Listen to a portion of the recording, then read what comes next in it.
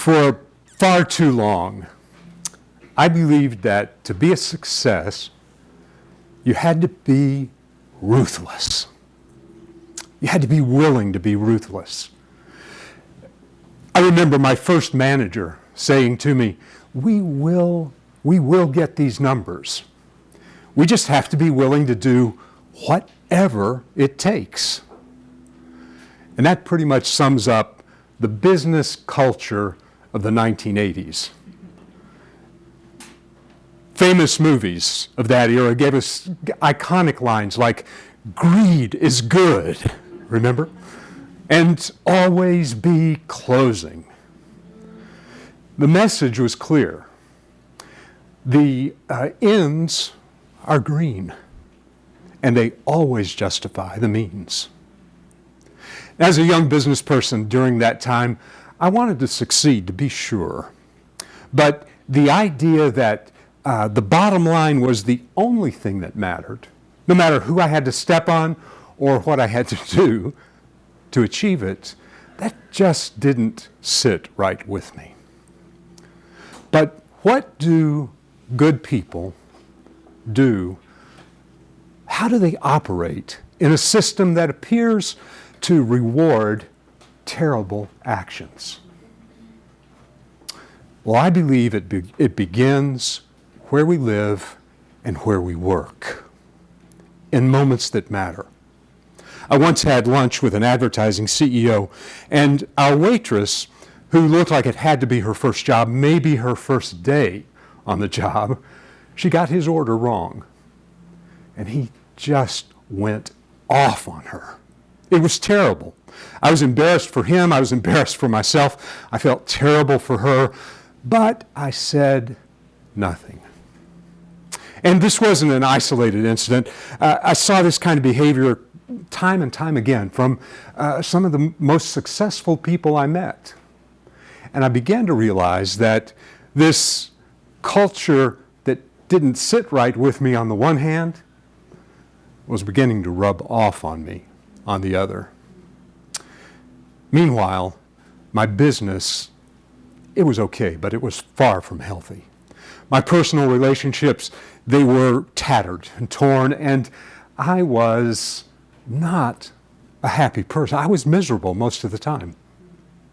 Until one day, I was walking through New York City with a friend, Landon, and a bum was approaching us on the sidewalk. And this was the 80s, and bum was a term that I'd fallen into using, a label that allowed me to kind of dismiss people.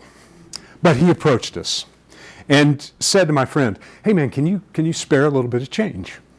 I'm trying to get enough money together for a bus ticket. My mom is really sick, and I need to get to see her." And Landon, without missing a beat or asking any questions, reached into his pocket and handed the man a $20 bill. The guy was stunned. He looked stunned. And he stammered and said, "Wow, this really helped. Hey, if you'll give me your number or your address, I'll be sure you get your money back." And my friend smiled and just said, "No, it's not necessary. That's a gift, no strings. And by the way, I hope your mom gets better." As the man walked away, I turned to Landon and said, "You know that was likely a scam, right? The guy's going to spend the money on booze or drugs." And Landon looked at me and he said, "The question's not what that guy does with the cash. The question is, in any encounter, how do I choose to engage with another human being? Anytime, anywhere, with anyone." That intentional act of kindness and the response that he gave to me, to my question, that shook something loose in me that day. I'd been conditioned to believe that kindness was soft, great for greeting cards, pretty much a sign of weakness anywhere else, and especially in business.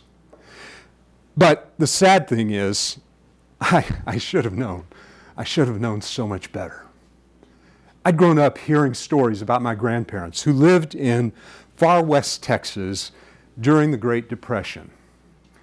And because Granddad was employed by the U.S. Postal Service at the time, they were coping better than most during those Depression years. And it became a habit that on Sunday afternoons, they would open their home up, invite the community, anyone who wanted to come, and they would cook and serve hot meals until all the food ran out. For many in that community, that was probably the only hot meal they had that week. Years later, I asked Granddad, what was up with that? What made them do that? And did they ever feel like they were being taken advantage of? And this is another one of those moments he looked at me and said, Eric, those people were hungry, and we could feed them, we could help them. That's how you treat a neighbor. Granddad retired from the Postal Service and began what was almost instantly a thriving insurance business. And because of the kindness that he'd sown into that community, they knew him. They knew his heart. They trusted him. And I'm really confident that my granddad never had to make a real sales pitch in his entire career. Now, it's easy to be skeptical today. We live in a different time, there is no doubt. Things are maybe more complicated, more competitive, more cutthroat. But I've bet my career believing since that day in New York that there is a better way. For 25 years, I've worked with lawyers, accountants, consultants, professional service providers, and tried to convince them that if we want to build a business that we're proud of, a business that makes a difference in our communities, that it takes more than just doing great work. We have to also find ways to distribute kindness into our communities, to get it back into the culture. Like the lawyer who got a call from his client and the client said, hey, my wife and I are sending our daughter to your city in the fall for school.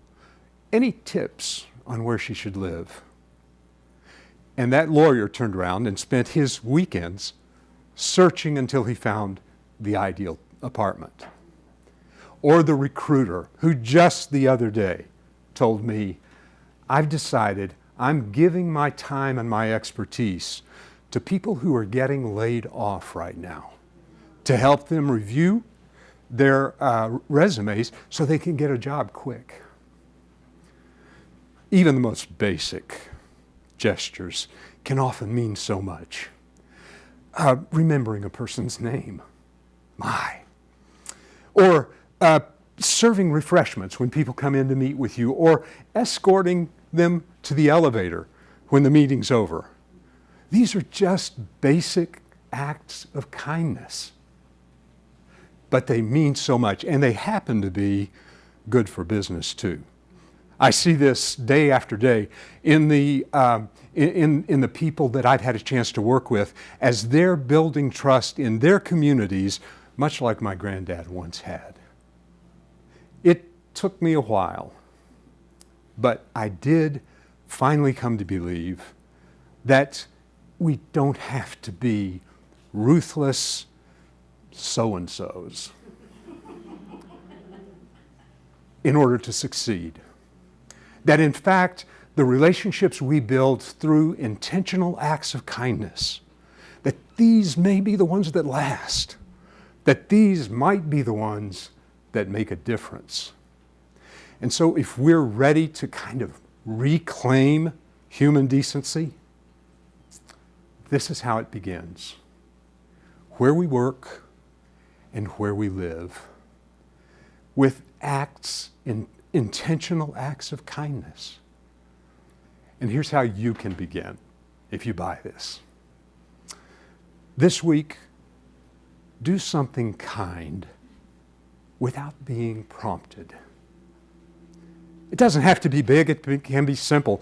Maybe covering the cost of morning coffee for the person in the drive-thru behind you. Or mowing the lawn of someone you know is out of town. Or picking up a piece of paper and a pen, anybody remember those? And handwriting a thank you note instead of banging out an email. Anything that might make someone say, wow, that was really nice. They didn't have to do that. Now, these are small, they may seem too basic, but they work because almost nobody does them anymore.